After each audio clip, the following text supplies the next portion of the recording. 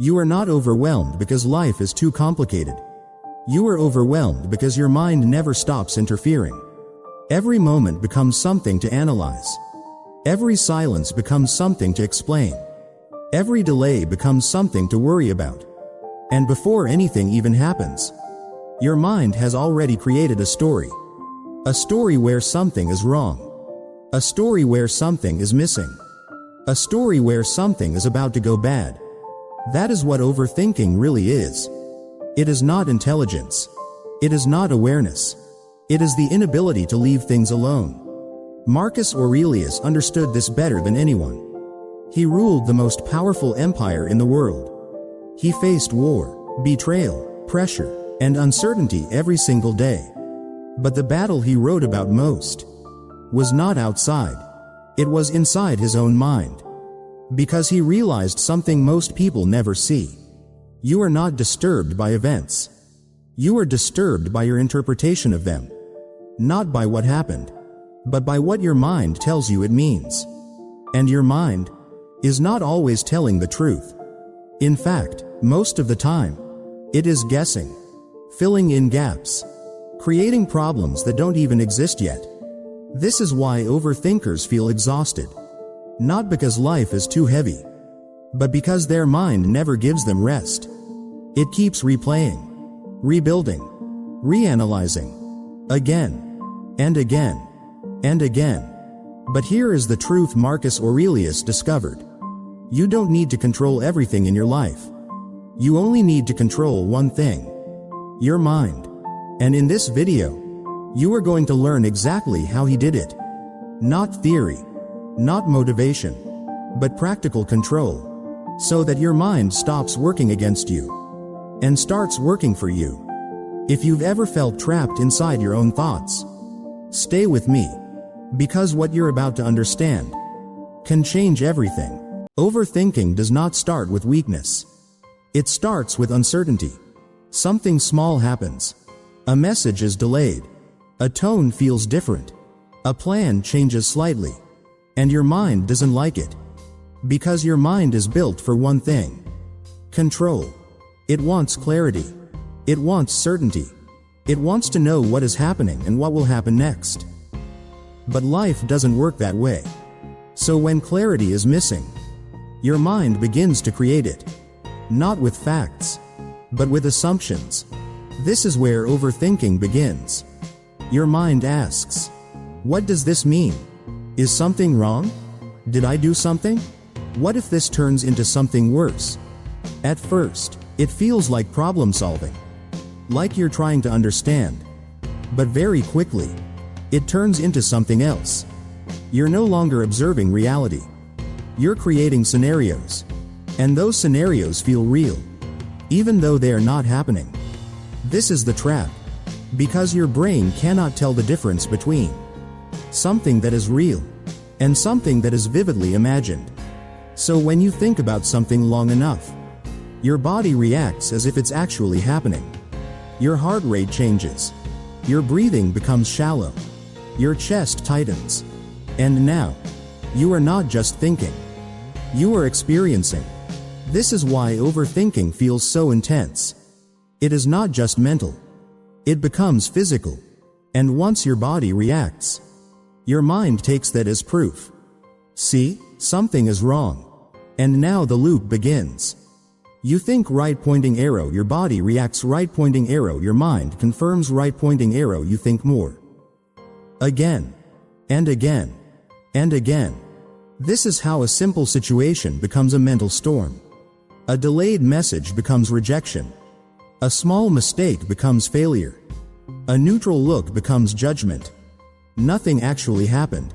But inside your mind, everything already did. This is why overthinkers suffer more than others.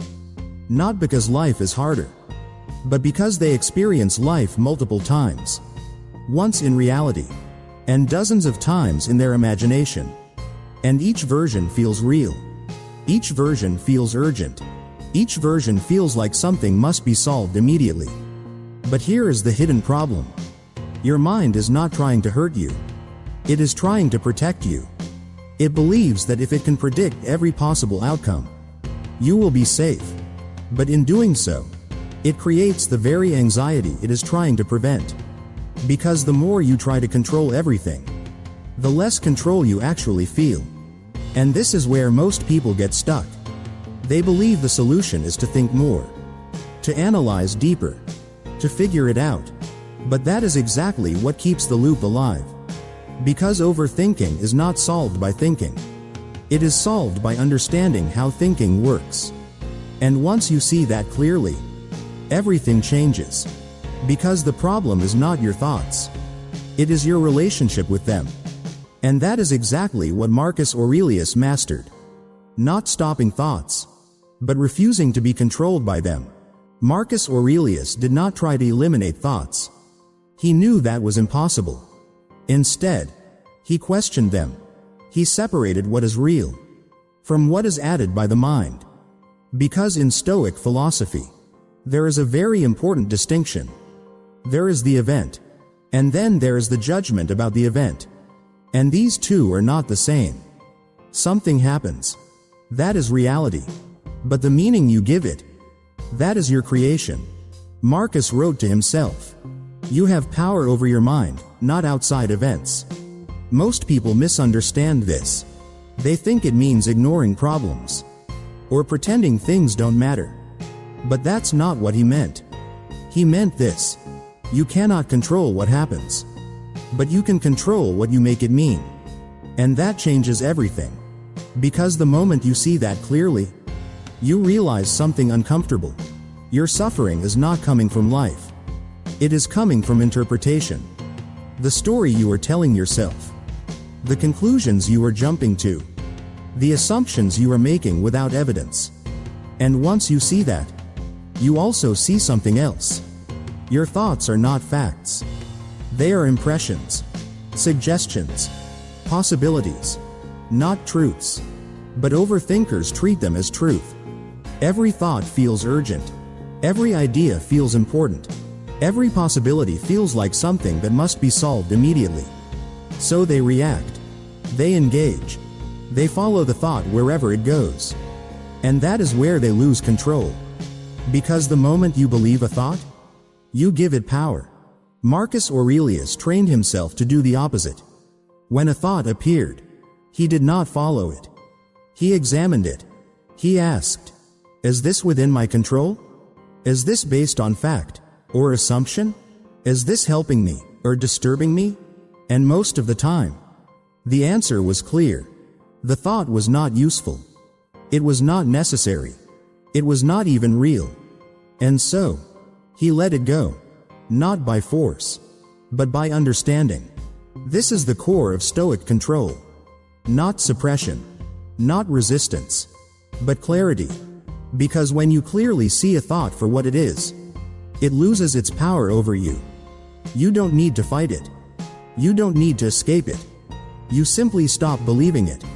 And that is the shift most people never make. They try to control thoughts by force, by distraction, by avoidance. But Marcus did something different. He removed the illusion. He saw that thoughts are not commands. They are just events inside the mind. And just like external events, they do not control you unless you let them. This is why Stoicism is not about silence. It is about discipline of perception. Learning to see things as they are, not as your mind exaggerates them to be. And once you learn that, overthinking begins to lose its grip. Because you are no longer reacting to every thought. You are observing them, choosing them, and most importantly, refusing the ones that do not deserve your attention. But this raises a question. If control is not about stopping thoughts, then how do you actually do it in real time? When the mind starts racing, when the thoughts keep coming, when the feeling feels real, what do you actually do? That is where most people fail. And that is exactly what we're going to break down next. If you cannot stop your thoughts, you must learn how to stop following them. Because control does not begin with the thought. It begins with attention. Where your attention goes, your mind follows. And where your mind follows, your emotions grow. So the real question is not, how do I stop thinking? The real question is, how do I stop feeding the thought? Marcus Aurelius understood this deeply. He knew that attention is what gives thoughts their strength. So instead of fighting thoughts, he trained his attention. And you can do the same. Step 1. Notice the moment a thought appears. Not 5 minutes later. Not after you've already built a full story in your head. But right at the beginning. That small moment when something feels slightly off. A message. A look. A memory. That is where control starts. Because if you miss that moment, the thought will grow before you even realize it. Step 2. Name the thought. Do not analyze it. Do not argue with it. Just name it. This is a fear. This is an assumption. This is overthinking. By doing this, you create distance. You are no longer inside the thought. You are looking at it. And that changes everything. Because you cannot control something while you are inside it. Step 3. Refuse to continue the story. This is where most people fail. They notice the thought. They name it. But then, they keep going. They keep asking, but what if it's true? But what if something is wrong? And just like that, they fall back into the loop. So you must be strict here. Once you see the thought clearly, you do not continue it. You stop feeding it. No extra meaning. No extra story. No extra imagination. Just stop. Step 4. Return to something real. Your breath. Your body. The space around you. Something that is actually happening. Not something your mind is creating. Because overthinking lives in imagination. But control lives in the present. Even one slow breath is enough to break the loop. Step 5. Repeat. Not once. Not twice.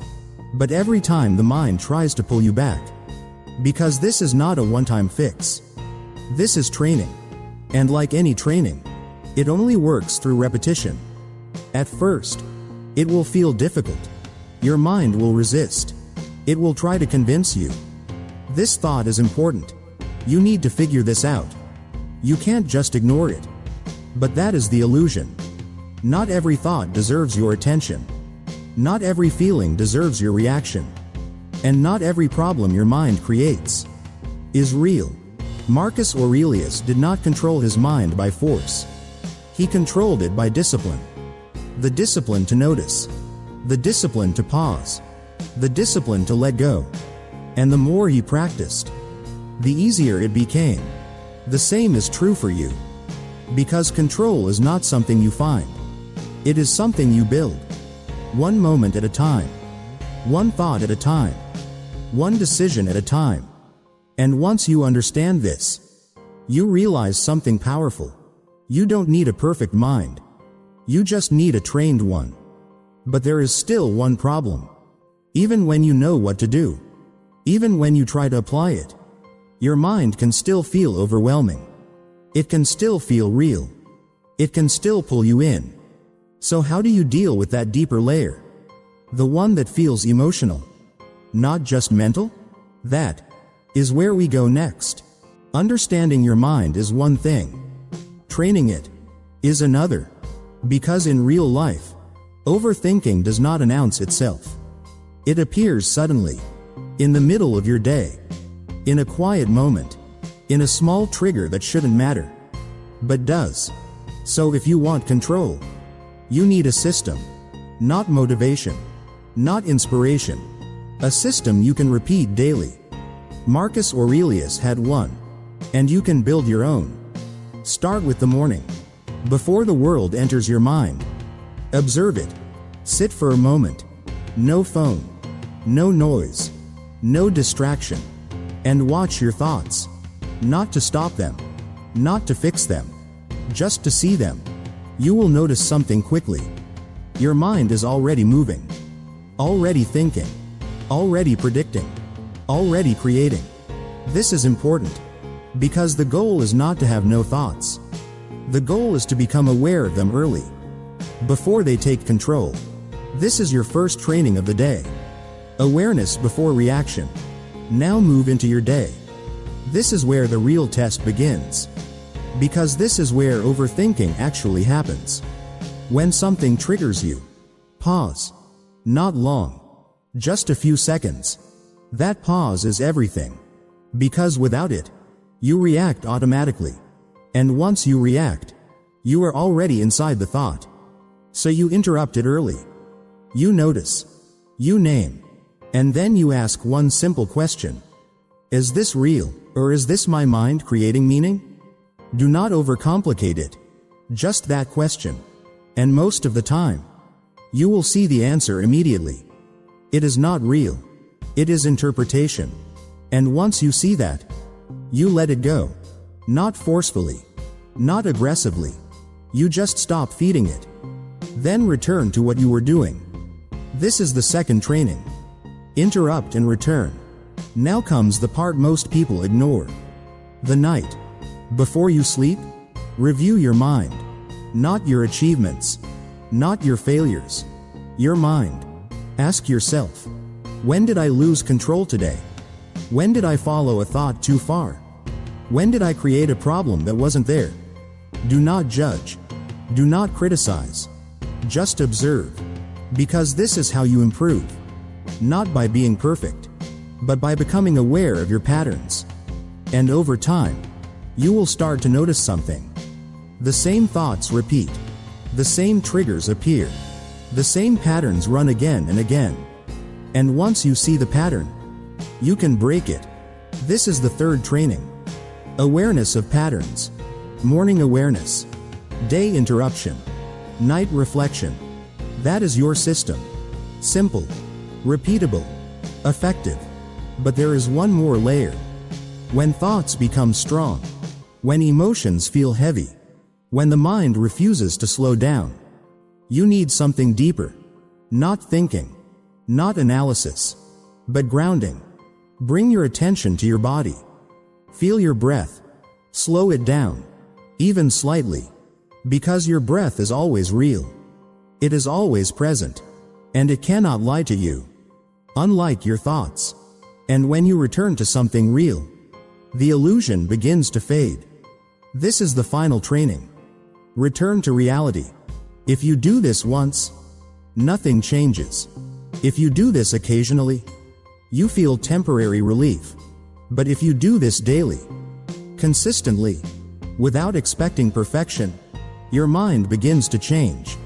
Not suddenly, not dramatically, but steadily, quietly.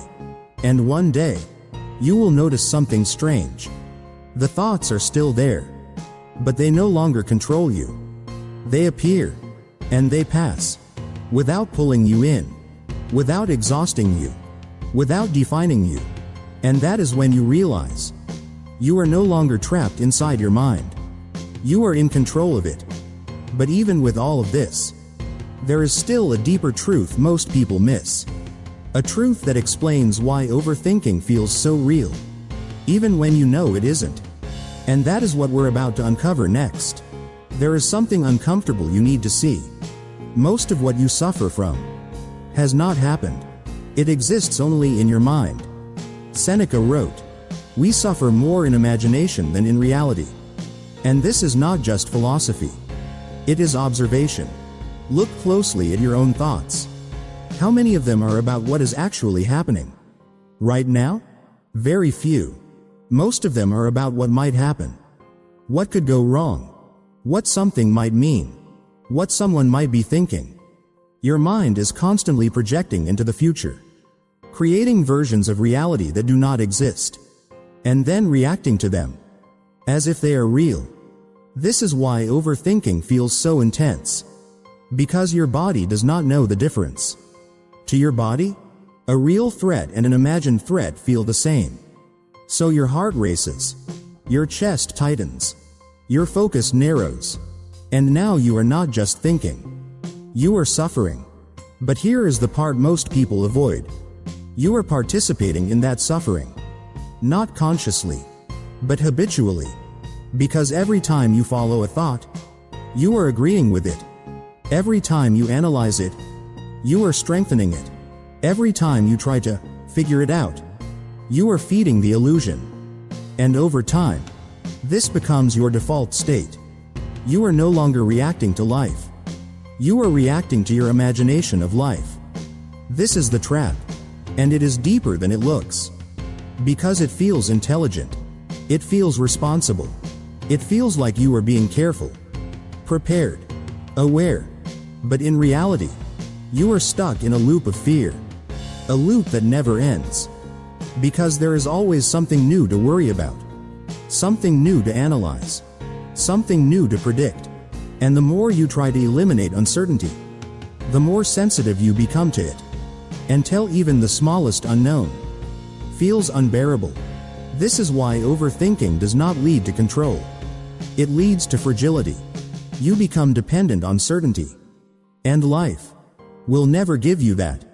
Marcus Aurelius understood this. He did not try to predict everything. He did not try to remove uncertainty. He accepted it fully.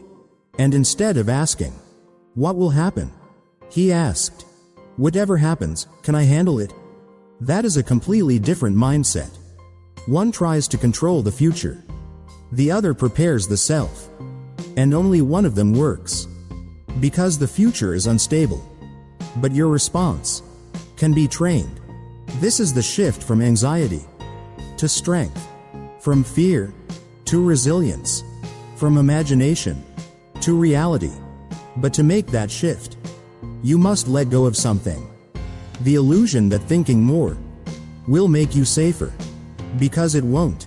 It will only make you more tired, more anxious, more trapped inside your own mind. The truth is simple and hard. You are not overwhelmed by life. You are overwhelmed by the stories you create about life.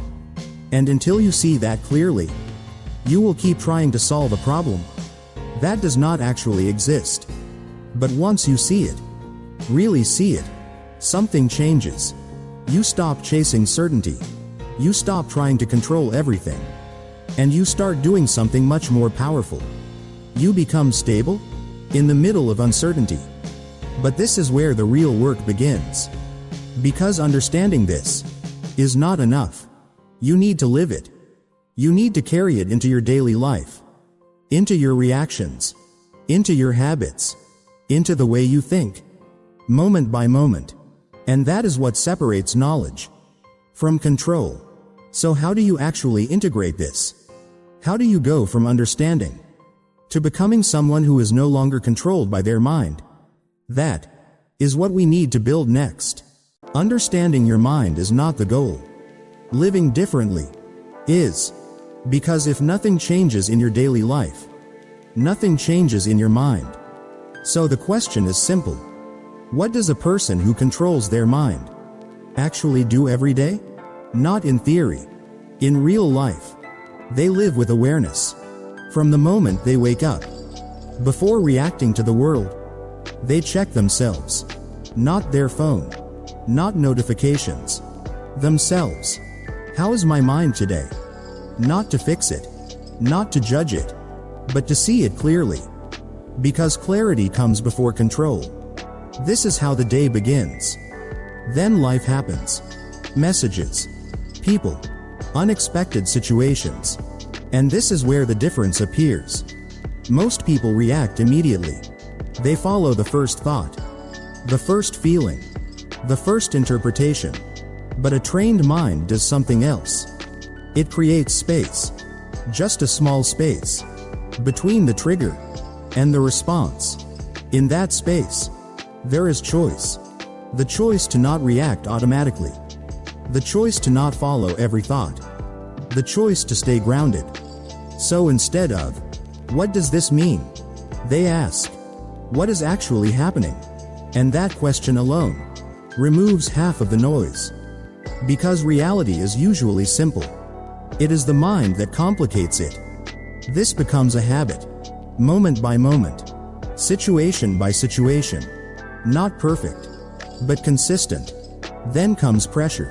Situations where the mind wants control, wants certainty, wants answers. And instead of chasing all of that, they shift. They stop asking, How do I control this? And start asking, how do I handle this? Because control over life is an illusion. But control over response is real. And that changes how you move through the day. Less reaction, more stability, less noise, more clarity. Then comes the evening, where most people distract themselves. Avoid thinking, avoid reflecting. But a trained mind does the opposite. It looks back, not to criticize, but to learn. Where did I lose control today? Where did I follow a thought too far? Where did I stay grounded? This is where growth happens. Not in big moments, but in small corrections, made daily. Over time, this becomes your identity. You are no longer someone who reacts to everything. You are someone who observes first, chooses second, and acts with intention. The thoughts are still there. They never disappear, but they are quieter, lighter, less convincing, because you no longer treat them as truth. You treat them as options. And most of them, you simply do not choose. This is what control looks like. Not silence, not perfection, but stability. A mind that can think, without being dragged by every thought. A mind that can feel, without being overwhelmed by every emotion. A mind that can face uncertainty, without needing to escape it. And when you live like this, something changes. Not just inside your mind, but in your entire life. Because you are no longer reacting to imagined problems. You are responding to real ones. And that makes everything simpler. But there is one final thing you need to understand. Because even with all of this, your mind will never be perfect. It will still produce thoughts, still create noise, still try to pull you back. So the goal was never perfection. It was something much more realistic and much more powerful. And that is how we close this. Your mind will never be silent. It was never meant to be. It will always produce thoughts, always create possibilities, always try to make sense of the world around you. That is its nature. The problem was never the noise. The problem was, you believed every word it said. Marcus Aurelius understood this. He did not try to escape his mind. He did not try to shut it down. He simply stopped treating every thought as truth. And in doing so, he found something most people never experience. Peace. Not the kind that comes from a perfect life, but the kind that comes from a stable mind. Because when you stop fighting your thoughts and start seeing them clearly, they lose their power. They still appear, but they no longer control you. They still speak, but you no longer obey. And slowly, something changes. The urgency disappears. The tension softens. The need to figure everything out fades away. Not because life is easier, but because you are no longer creating extra weight inside your own mind. This is what control looks like. Not force, not suppression, but understanding. A quiet confidence that no matter what thought appears, you don't have to follow it.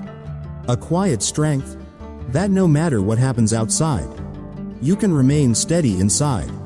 And this is the final shift. You stop trying to control everything, and you start trusting your ability to handle anything. Because control was never about the world. It was always about you. And once you see that clearly, you stop asking, how do I stop overthinking? And you start living in a completely different way, where thoughts come and go without dragging you with them, where uncertainty exists without disturbing you, where your mind is no longer a place of chaos, but a place of clarity. This is what Marcus Aurelius practiced. Not once, not occasionally, but every single day. And that is why his mind remained calm, even when his world was not. So if there is one thing to remember from all of this, it is simple. You don't need to control your thoughts. You only need to stop believing them. And once you do, everything becomes lighter. Not perfect, but clear. Not silent, but peaceful. And for the first time, you are no longer fighting your mind. You are finally in control of it. If this changed the way you see your thoughts, subscribe. Because this is just the beginning. And there is a lot more you haven't seen yet.